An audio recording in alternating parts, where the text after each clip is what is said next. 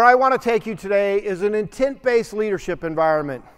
An environment where people know their jobs, they're technically competent, they understand the mission, they have mission clarity. But we still train people like we're working in the industrial environment, and I'm going to play with that a little bit today. If you notice something about these two pictures, the classroom environment looks the same as the work environment. Because in the Industrial Revolution, all we wanted you to do was do what you were told. In the Navy, if you do what you're told, you get promoted. It's pretty awesome. Do what you're told, make you a chief. Do what you're told, we'll make you an admiral.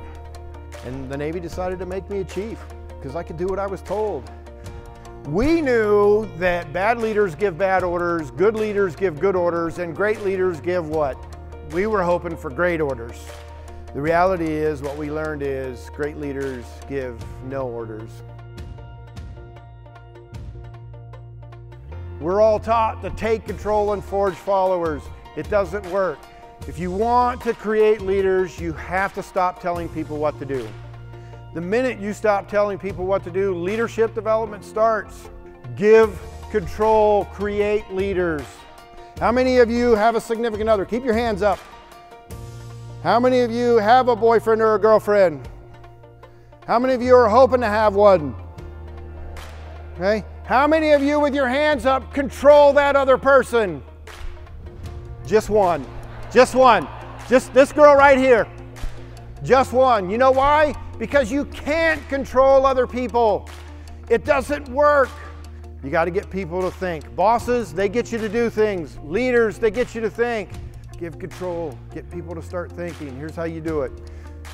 You give control, but you've got to make sure that these two pillars are in place. Technical competence and organizational clarity. Some are going to want to go talk to everybody else. What do you guys think? And then others, you were going to see capes that you didn't know were on your team. You were going to release superhero performance that you didn't even know people were capable of. The same submarine that in 1998 was the worst submarine in the Pacific Fleet, in 1999 was the best submarine in the Pacific Fleet with the same crew. He changed the environment that we worked in, and people stayed in droves. Here's what we did. You couldn't use the word they when you referred to anybody else on board the Sante Fe. The reality is it changed the way we thought about each other. We became one team. I challenge you in your organizations, listen, when the language changes from we to they, that's where your team ends.